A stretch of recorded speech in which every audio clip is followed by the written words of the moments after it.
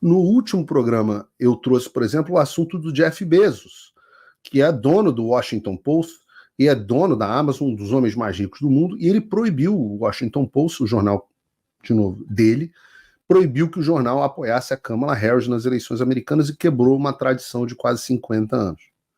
Então, no início dessa semana, depois do nosso programa, o Bezos publicou também um editorial sobre o qual ele chamou de uma verdade dura. Está escrito aqui, uma verdade dura. Os americanos não confiam nos veículos de mídia. Repito aqui, não é o Paulo Figueiredo que disse que o jornalismo profissional morreu e ficou... Você está dizendo que o jornalismo profissional morreu? O Jeff Bezos está dizendo que o jornalismo profissional morreu. Morreu porque os americanos não confiam mais na mídia. O Jeff Bezos está dizendo. E esse é o ponto principal do editorial. A queda da credibilidade da imprensa. Ele já começa o artigo citando uma pesquisa do Gallup, um instituto de pesquisa, que alerta justamente sobre isso, números. Segundo essa pesquisa, e uma versão dela está no meu curso O Fim da América, a população americana confia menos em jornais, televisões e rádios do que em político. Vejam esse gráfico. Esse gráfico é absolutamente impressionante. Ele não vai ter vantagem botar ele na tela inteira, né, Bruno? Porque ele é um chat vertical. Mas vejam o seguinte, isso é muito bacana. Confiança dos americanos. Eu vou entrar aqui um pouco no detalhe aqui. Governos locais. Nos Estados Unidos, os governos locais são os pequenos municípios, é o político que ele elege, é o xerife da cidade, são as pessoas ali que ele elege pertinho dele. 67% das pessoas confiam nos governos locais. Governos estaduais, ou seja, 67, 2/3 dos americanos, é bastante gente. Governos locais, 55%, a maioria dos americanos acreditam nos governos estaduais. Confiança no povo americano como um todo, quando significa cometer julgamentos sobre o nosso sistema democrático, sobre os assuntos que o país enfrenta. É a confiança na vontade popular, essa que a gente vai mostrar aqui, que o Barroso, a Kamala Harris, o Biden odeiam. A gente vai falar sobre isso. 54% dos americanos acreditam nisso. O poder judiciário dos Estados Unidos, diferentemente do Brasil, 48%, quase metade dos americanos ainda acreditam no seu sistema judicial, em queda. Em queda.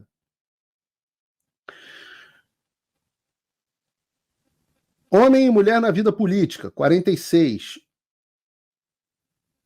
A capacidade do governo federal de lidar com problemas internacionais, 43%, já vai caindo. O trabalho do poder executivo do presidente, não é um presidente específico, é a presidência como um todo, 40% dos americanos confiam. Olha como está caindo. A capacidade do governo federal de lidar com os problemas dos americanos, 37%. O poder legislativo, 34%. E aí, dessa pesquisa do Gallup, o item que a instituição democrática na qual o povo americano menos confia, é a mídia. Onde só, segundo a pesquisa, 31% dos americanos, 3 em cada 10 americanos confiam na mídia. E esse número não está quebrado aqui. Quando você separa entre esquerda e direita, e eu detalho muito isso aqui no meu curso, quando se separa entre esquerda e direita, isso cai à direita, conservadores ou pessoas que se alinham como republicanos, menos de 10%, 8%, 8 em cada 100, menos de 1 em cada 10. Significa que se você pegar uma mesa com 10 pessoas, é provável que não haja nenhuma que confia na mídia americana. Oi, que legal que você gosta dos meus vídeos, mas ainda mais importante do que eles é o meu curso. Lá eu posso falar coisas que o YouTube não me deixa falar e com bem mais profundidade. E eu tenho orgulho de ter feito o maior curso de geopolítica já ministrado no Brasil, com mais de 6 mil alunos. É o fim da América e do mundo como conhecemos. Só que tudo que é bom chega ao fim. Depois de 3 anos e 7 turmas, eu estou abrindo por tempo limitado a turma final desse curso.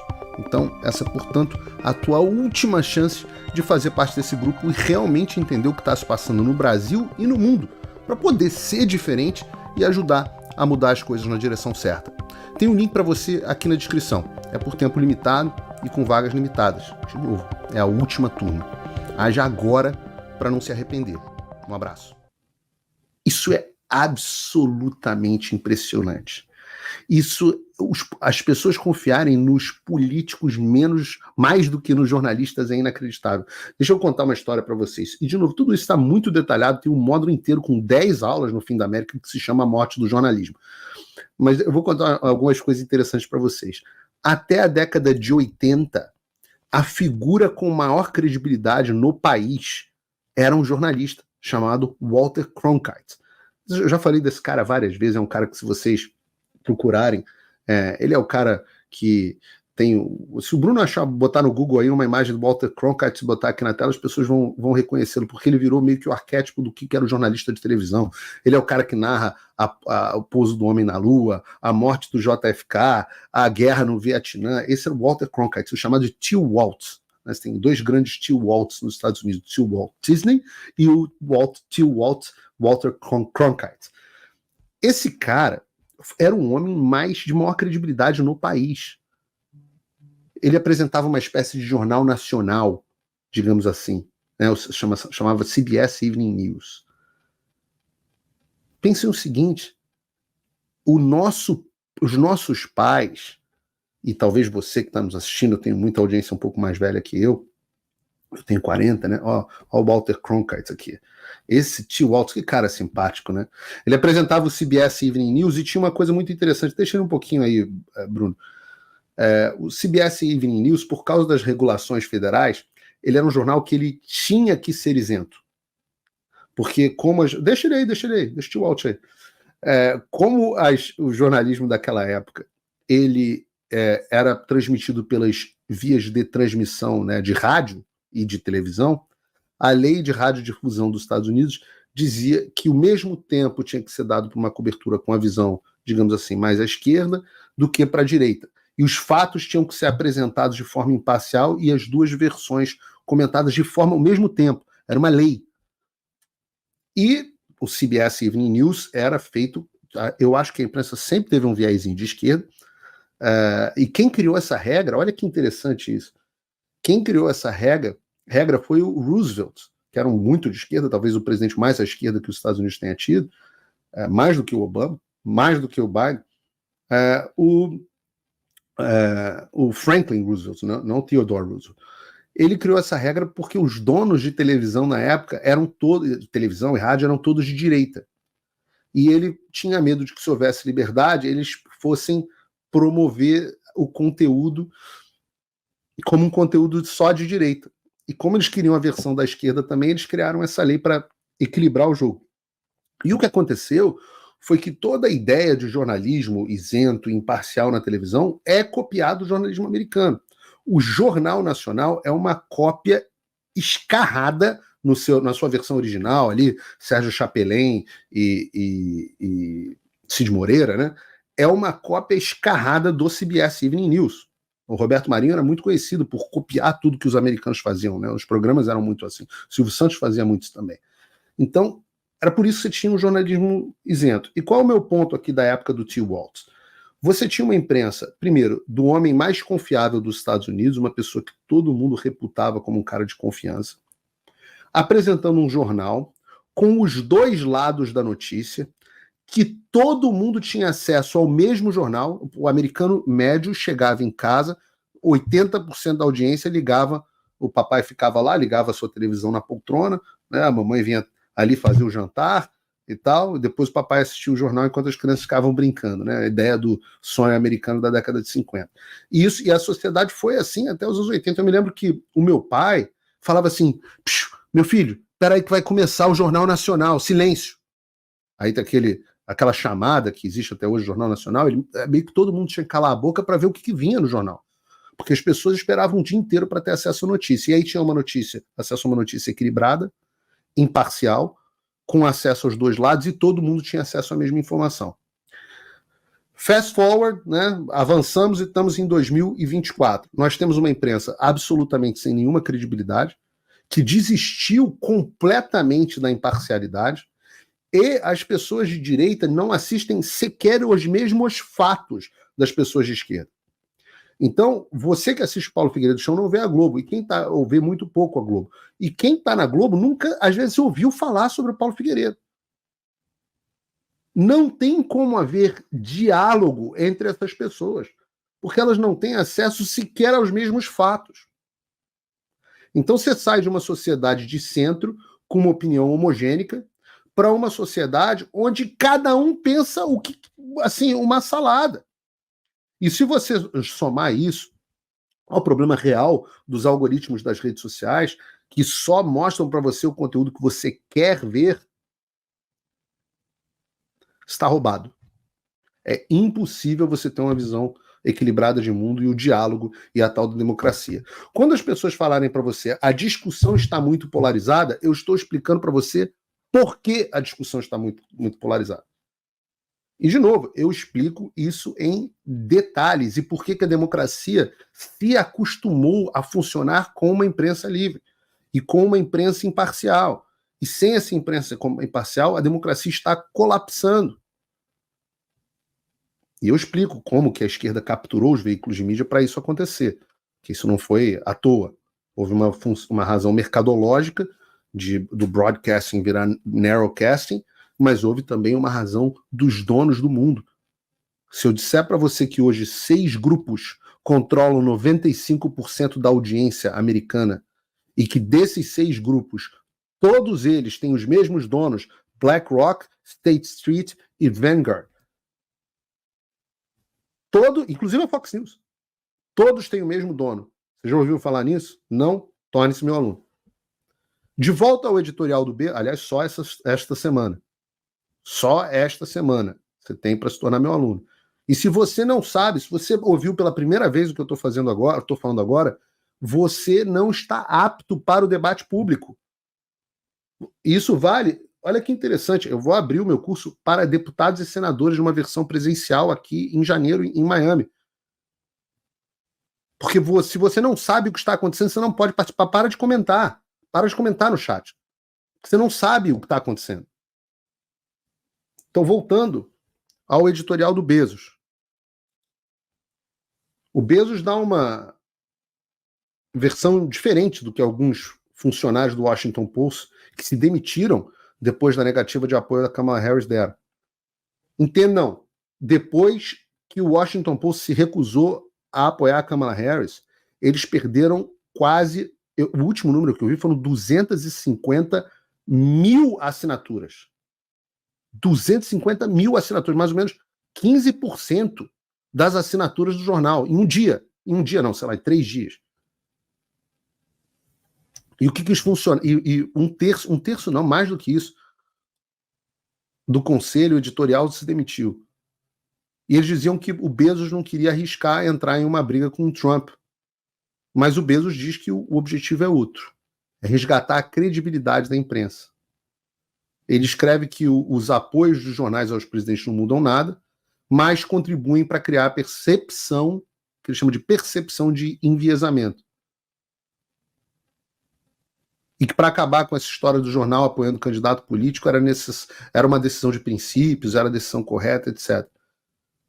Mas é claro que o Jeff Bezos, que é um esquerdista doente, só não é igual o Mark Cuban, né? Que hoje estava dizendo que o Trump, nunca viu o Trump ao lado de mulheres inteligentes e poderosas. Tipo, porra. Aí entrou na Fox News a Kellyanne Conway ou a Kayleigh McEnany, foi a Kayleigh McEnany, para comentar o assunto. Não pense você que o Jeff Bezos acordou num belo dia querendo fazer o bem. Olha esse trecho que ele escreveu. A falta de credibilidade não é exclusividade do The Post. Ou seja, ele admite. exceto os bostas dos jornalistas brasileiros, ninguém acredita nesta merda do Washington Post. Ele que está dizendo. Mas ele diz também, nossos jornais irmãos enfrentam o mesmo problema. E isso é uma questão não só para a mídia, mas também para o país. Muitas pessoas estão recorrendo a podcasts improvisados, postagens imprecisas nas redes sociais e outras fontes de notícias não verificadas, que podem rapidamente espalhar desinformação e aprofundar divisões. O Washington Post e o New York Times ganham prêmios, mas cada vez mais falamos apenas para uma certa elite. Cada vez mais falamos entre nós mesmos. E ele diz, nem sempre foi assim. Nos anos de 1990, nós alcançamos 90% das residências da área metropolitana de Washington, D.C. E o que o Bezos, que é um homem de mercado, um gênio de mercado, criou uma empresa que merece todos os méritos do mundo, o que ele está percebendo? Qual é a intenção dele? Não é que ele percebeu que eles estavam fazendo algo antiético, que era errado transformar um jornal em uma máquina partidária, mas percebeu que as pessoas que parou de funcionar. Aquela história de que o pessoal atribui ao Abraham Lincoln a frase, né? Você pode enganar algumas pessoas todo o tempo, ou todas as pessoas por algum tempo, mas não pode enganar a todos o tempo todo. E as pessoas estão abandonando a mídia tradicional e indo agora, na palavra dele, para podcasts improvisados, postagens imprecisas em redes sociais e outras fontes de notícias não verificadas. Ele fala isso na semana em que o Joe Rogan botou, sei lá, 50 milhões de pessoas assistindo a entrevista com Donald Trump. Ou seja, o problema não é o papel que o Washington Post e outros jornais têm na militância disfarçada do jornalismo. A gente botou uma reportagem aqui, acho que uma coluna, uma reportagem do Washington Post, em que eles comparavam o comício do Trump ao Madison Square Garden com o do Hitler. Então, para ele o problema não é esse, mas a percepção das pessoas. O problema não é o golpe, é as pessoas perceberem o golpe e estarem desconfiadas. E eu vou dizer uma coisa para vocês. Todo mundo aqui no Brasil, acho que você tem a SPC e Serasa, né? Aqui nos Estados Unidos você tem um negócio chamado Credit Score. Credibilidade você constrói. Eu tenho uma credibilidade alta com vocês, por favor me digam aqui no chat se eu tenho alguma credibilidade com vocês. Mas em geral, devo ter, porque vocês estão me assistindo, eu tenho a credibilidade alta porque eu procuro apurar as notícias, porque eu procuro ser justo, porque eu tenho compromisso com a verdade e porque eu estou nessa há bastante tempo. Aí o tempo vai passando e as pessoas olham e falam assim, porra, esse Paulo Figueiredo é um cara sério. Eu posso não concordar com ele, mas eu nunca vi esse cara ficar jogando para a plateia, não. Eu nunca vi esse cara querer manipular o povo, ele não faz tic-tac, não sei. E com o tempo você constrói uma credibilidade. E são anos para construir. Para acabar, é assim. Eu pego um cara como que eu adoro, o Alan. O Alan fala 90% de coisas maravilhosas. Aí tem 10% que ele vacila. O que acontece? Um monte de gente deixa de assistir o Alan porque não acha que o Alan é sério. Eu falo, cara, o Alan é maravilhoso. Você tem que fazer a separação. Perde a credibilidade. E tem outros caras que eu acho muito bons assim. Ali o detalhe. E você tem que ir, cara, porque esses caras enxergam, um cara como o Alan enxerga o que ninguém mais enxerga. Eu tô falando do Alan porque eu vou falar dele no programa de hoje. O Alan enxerga algo que ninguém mais enxerga. O Alan vê coisas que eu não vou ver nunca, justamente porque eu sou chato, criterioso, cético e por aí vai.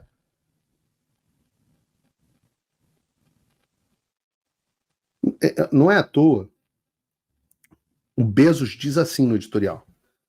Palavras do Bezos. Deixe-me dar uma analogia.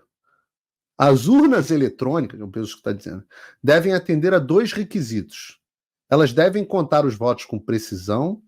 Isso é o Bezos que está falando, não é o Paulo Figueiredo. Alexandre, bloqueia o Bezos, tá? Ele que está dizendo.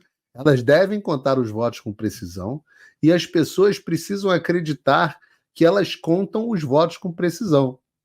O segundo requisito é distinto do primeiro e igualmente importante. João, me faz um favor.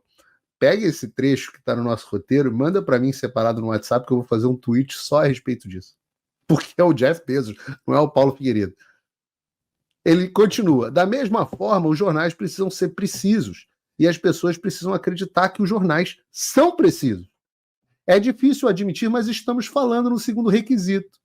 A maioria das pessoas acredita que a mídia é tendenciosa. Quem não percebe isso está prestando pouca atenção à realidade. Quem luta contra a realidade acaba perdendo. A realidade é uma campeã invicta. Eu concordo plenamente, exceto com a razão. Vocês estão falhando miseravelmente, não é porque as pessoas têm uma percepção errada da mídia. É porque a porra do teu jornal faz publica uma matéria comparando o comício do Trump com o Hitler. Porque as pessoas estão com verde, com vermelho, azul e amarelo e branco. Porra! Porra!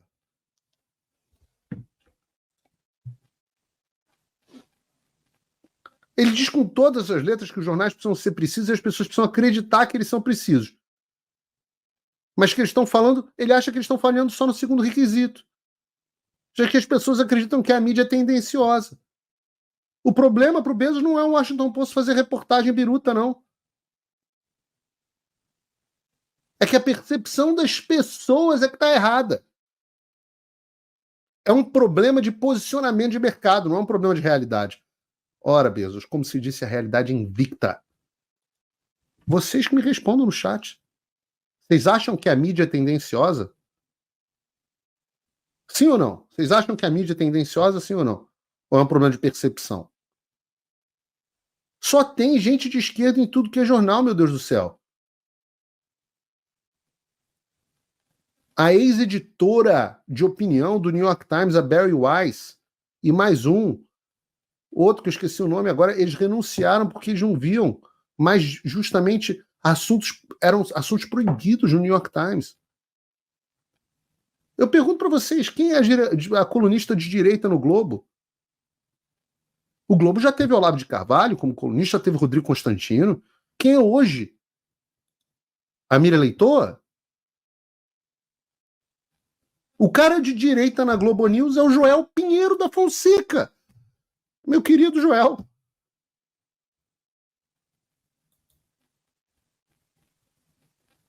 Quem é o cara mais à direita da Folha de São Paulo? O ponto do Jeff Bezos é com essa politização dos veículos de mídia.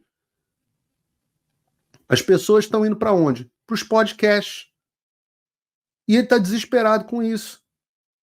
Ele chama de podcasts improvisados, né? A gente, graças a Deus, está com uma qualidade de produção muito boa, câmera boa, luz boa, estúdio bom, microfone bom. Vocês um dia ouviram aqui a câmera para vocês verem os bastidores.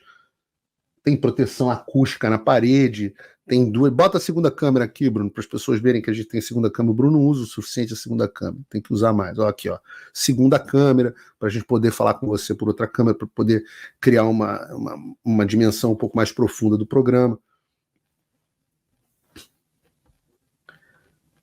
Isso só é possível você que me apoia. Agora, você que não me apoia, fica lá vendo a porcaria da Globo News. Vai ouvir os comentários do Joel Pinheiro, porque você acha que é de graça.